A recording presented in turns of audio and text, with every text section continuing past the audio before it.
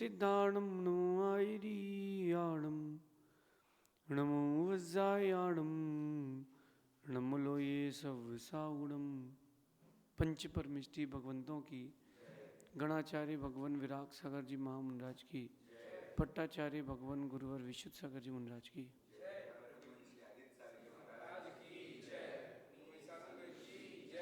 या हम सभी अपने जीवन में सुख और गुणों की अभिवृद्धि के लिए नीति के विषयों का श्रवण कर रहे हैं। नीतिकार कहते हैं कि कोई भी काम अगर आप प्रारंभ करते हैं तो उसको पूर्ण करके ही छोड़ना चाहिए। कार्य प्रारंभ करके आधे में छोड़ देना ये ज्ञानी नहीं अज्ञानियों का फेस है। अक्सर ये देखा जाता है कि रिश्ते तो बहुत से बनाते हैं लोग, लेकिन उन रिश्तों को बनाने के बाद निभाते कितना है बात वो है। रिश्ते बनाना उतना ज़रूरी नहीं है जितना ज़रूरी है कि रिश्ते निभाना। आप लोग कहीं ट्रैवलिंग करते हो तो किसी न किसी से कोई ना कोई संबंध बन जाता है। ट्रेन में बैठे हो तो बात करी तो एक संबंध बन गया। कितने दिन तक चलाया? स्कूल में दोस्त मिले, कितने दिन तक वो संबंध चलाया? कॉलेज पढ़ने गए, वो जो मित्र वहाँ बने, व्यापार किया, व्यापारी से एक संबंध बना, कितने दिन तक चलाया? आज की नीति भले ही व्यवहारिक है, लेकिन व्यवहारिक होने के साथ साथ वो आपके लिए नैतिकता जरूर सिखाएगी। संबंध एक जो स्थूल लौकिक संबंध होते हैं आपके दोस्त यार व्यापार के, एक संबंध ऐसे होते हैं जो माता पिता और गुरु से संबंधित होता है, जो व्यवहार से अध्यात्म की ओर भी ले जाता है। तो रिश्ते बनाना, उसके साथ साथ रिश्ते निभाना, दोनों बातें सीखना।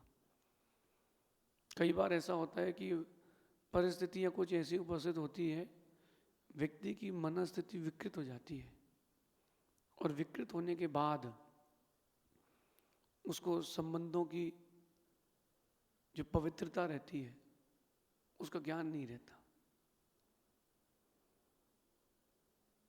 बहुत छोटी बात करता हूँ कि स्कूल में टीचर ने आपको पढ़ाया था, स्कूल पास आउट होने के बाद आप कितनी बार उसके पास गए थे? ये नहीं बोल सकते आपकी पैसा लेकर के पढ़ाया है। आप ये नहीं कह सकते उन्होंने पैसा लेकर के पढ़ाया है, पढ़ाया तो है। उपकारी का उपकार नहीं भूल सकते, बात समझना। आप स्कूल पास आउट होने के बाद कितनी बार गए? कोई ना कोई एक तो फेवरेट टीचर रहा होगा उस समय। नहीं गए, आप भूल गए, वो भी भूल गई, वो टीचर भी आपको भूल गए। फिर और आगे बढ़ते हैं अपन। संसार जो आपको दिख रहा है, जिन आंखों से देख रहे हो, उन माता पिता को आपने कितना याद किया, उनकी कितनी सेवा करी, उनके प्रति क्या समर्पण भाव लाए? संबंध तो बना लिए, काम निकलने के बाद आपने कितना पूछा है? शादी हो गई, शादी होने के बाद आपने अपने माता पिता की कितनी सेवा की है? सोचना। आपने अगर माता पिता की सेवा नहीं करी तो किसकी करी है? सर्वथा आप ये नहीं कह सकते कि हमारे घर में प्रॉब्लम है। प्रॉब्लम्स में रहें, लेकिन आपके कर्तव्य में रहें। कितनी लाख प्रॉब्लम्स हो, खाना खाना तो भूलते नहीं हो, इंद्रिय सुख तो भूलते नहीं हो, तो ये कैसे भूल गए? एक संबंध वो है। एक संबंध और है जो आपको लौकिक से पार लौकिकता की ओर ले जाता है, उसका नाम है गुरु प्रभु।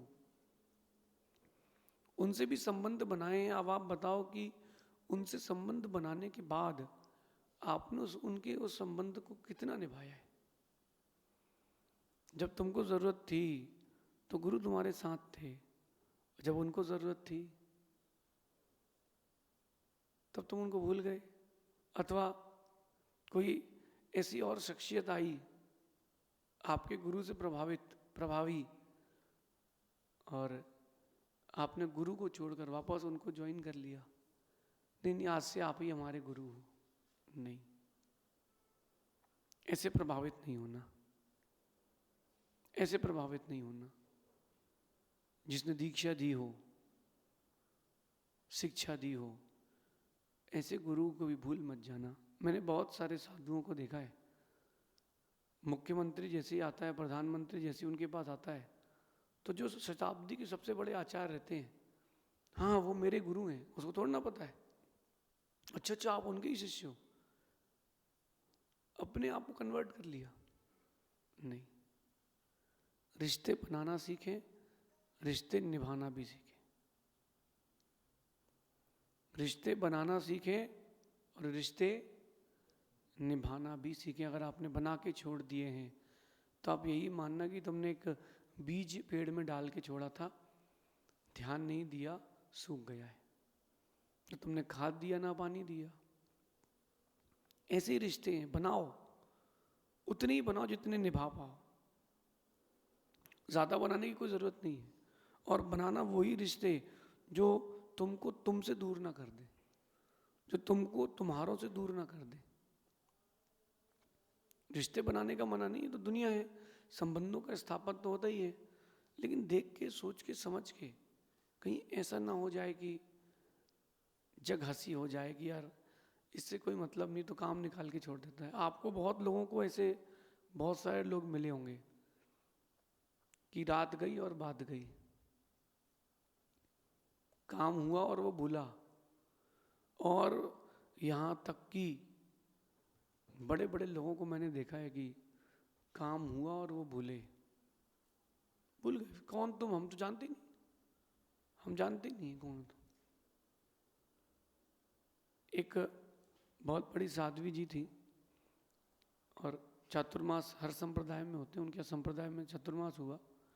बहुत सेवा करी उस आदमी ने, दिन देखा ना रात। 4 महीने में उनके मुख पर एक ही व्यक्ति का नाम था। जब वहाँ चातुर्मास पूरा हुआ, अगली जगह वो साध्वी जी पहुँचे, व्यक्ति फिर गया दर्शन करने, उन्होंने साध्वी जी ने उसको पहचाना ही नहीं। क्यों? अब वहाँ नया व्यक्ति मिल गया, उसे नए से काम निकालना है। ऐसा काम नहीं। जिसने आपके लिए तन मन धन वक्त कुछ भी दिया हो, आप उसको भूलें ना। फिर से कहता हूँ, रिश्ते भले ही कम बनाएं, लेकिन जो भी बनाएं शिद्दत से निभाएं। क्योंकि जब धोखे की चोट लगती है, घाव तो दिखता नहीं है, मगर गहरी चोट लगती है। नीति भी यही कह रही है कि संबंधों की खूबसूरती एक दूसरे की बातें सहने में है, एक दूसरों की बातें सहन करने में है, कथन करने में नहीं। अगर आप चाहते हो कि संबंधों की खूबसूरती बन के रहे, तो एक दूसरों की बातें सहन करना प्रारंभ कर दें। अगर आप बातें सहन करते रहेंगे ना, सच मानना, अगर आप बातें सहन करते रहेंगे तो रिश्ते भी बने रहेंगे।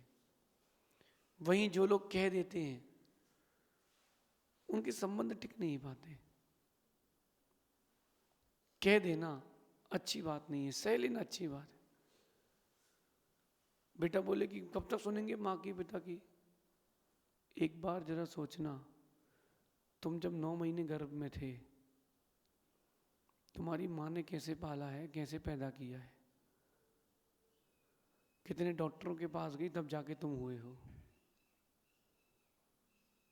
9 महीने कैसे उस माँ ने एक दिन निकाला है। 9 महीने कम नहीं होते, 265 270 दिन, एक एक दिन निकाला है माँ ने। कितनी पीड़ा होती थी। उसके बाद आप कहें सुन ले, जब तुम पैदा हुए तो 2 साल तो ऐसे रखना पड़ा शुरू में कि रुई पे रख के पाला हो।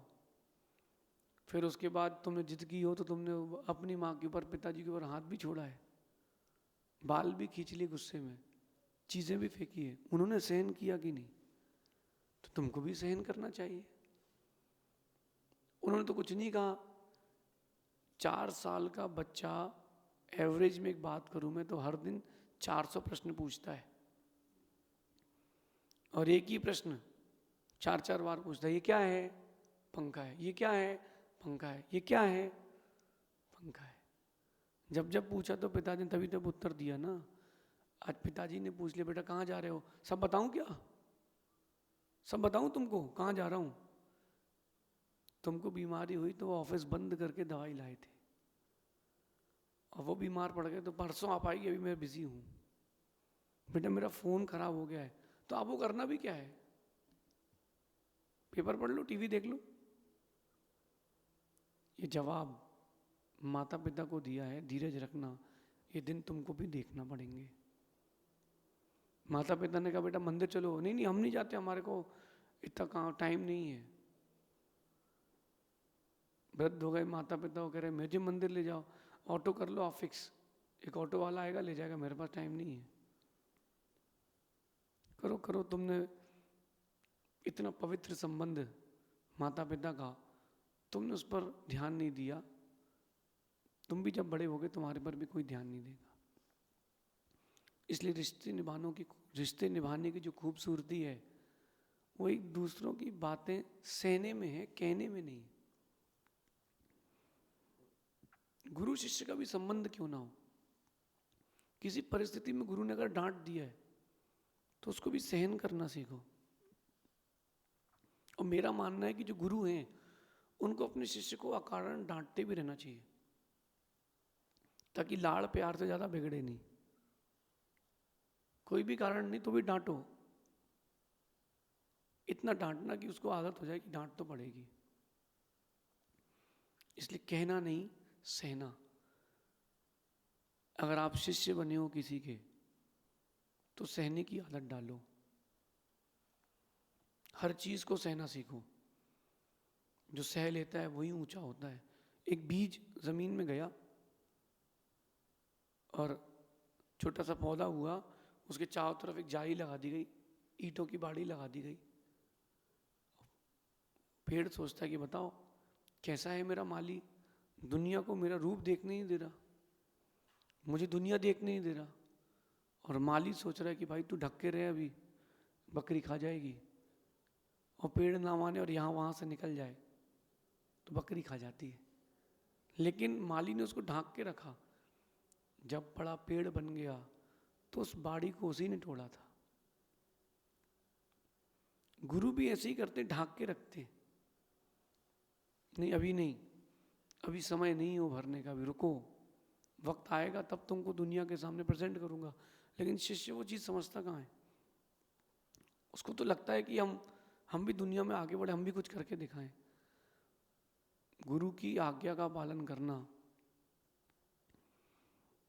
इससे बड़ा शिष्य का कोई और कर्तव्य होता ही नहीं है। इससे बड़ा शिष्य का कोई और कर्तव्य होता ही नहीं है। इसलिए नीति मत भूलना। रिश्तों की खूबसूरती बचा के रखना है तो सहना, कहना नहीं। और जिस दिन आपने जवाब दे दिया माता पिता या गुरु को, बस माता या पिता या गुरु को जवाब दे दिया, बस उस दिन से तुम्हारा आप ही समझ लो कि इतिहास खत्म हो जाएगा, पूरा इतिहास खत्म हो जाएगा। मैं एक बहुत छोटी बात बताता हूँ, कुछ दिन पुरानी घटना है। एक व्यक्ति ने किसी एक व्यक्ति पर केस किया। अब भाई केस उसका मजबूत नहीं था, झूठा केस था, तो वो हार गया। वो कोर्ट एरिया में वकील से कहता है कि तू वकील है क्या, अपनी वकील से, तुझे कुछ आता है क्या, तुझे कुछ आता है कि तू वकील है क्या। काला कपड़ा पहन लिया, दिमाग भी काला है, केस हरा दिया। वकील को गुस्सा आया, उसने जज से आके सब कुछ बता दिया कि सब ये लोग ऐसे हैं। जज ने एक धारा की जगह 3 धारा लगाई। फिर हार तो गए थे, शांति रखते ना, 2-4-5 हजार के जुर्माने में छूट जाते। केस इतना लंबा हो गया कि 3 साल की हो गई। अगर वो सहन कर लेता, कौन, सामने वाला सहन कर लेता, वो हार गए कोई बात नहीं, आगे देखेंगे, अपनी गलती स्वीकार लेता, रिश्ता बचता, बहुत कुछ बचता। इसलिए कहना नहीं, सहना। भाई बहन का एक बहुत पवित्र रिश्ता है, मित्र का एक बहुत पवित्र रिश्ता है। इन सबसे ऊपर उठ के आध्यात्मिक एक गुरु शिष्य का रिश्ता है। एक संबंध वो है परमात्मा और उनके भक्त का, जो दिखता नहीं है, बहुत गहरा है। ये सारे रिश्ते निभाना सीखें, या तो बनाए ना, बनाया है तो निभाएं। ये मेरा व्यक्तिगत अनुभव है। जिन्होंने रिश्ते बनाए हैं लेकिन निभाए नहीं हैं, प्रकृति भी उनके साथ वैसा ही करती है। जिंदगी देती है लेकिन सुख नहीं देती, और अगर सुख देती है तो जिंदगी छीन लेती है। ये नियम है। इसलिए रिश्ते निभाना सीखे। अक्सर ये होता है कि हम अपने जैसा आदमी खोजते हैं रिश्ता निभाने के लिए। आप अगर किसी के शिष्य बने हो तो हमारे नेचर का होना चाहिए, दोस्त बने तो हमारे नेचर का होना चाहिए। जैसा मैं चाहूँ वैसा चलना चाहिए, जैसा मैं कहूँ वो वैसा सुन ले। ये एक नेचर बन चुका है दुनिया का कि वो अपने जैसा आदमी खोजता है। अपने जैसा आदमी, अरे अपने जैसा आदमी मत खोजो। अपने जैसा आदमी ढूंढोगे तो अकेले रह जाओगे। अपने जैसा आदमी मत खोजो। आप नेचर को मैचअप मत करो, आप नेचर को वैसा मोल्ड करो। जिन जिन लोगों की शादी हो गई वो मेरी बात ध्यान से सुनना। आज एक लड़की अपना घर तुम्हारे लिए छोड़ के आई है।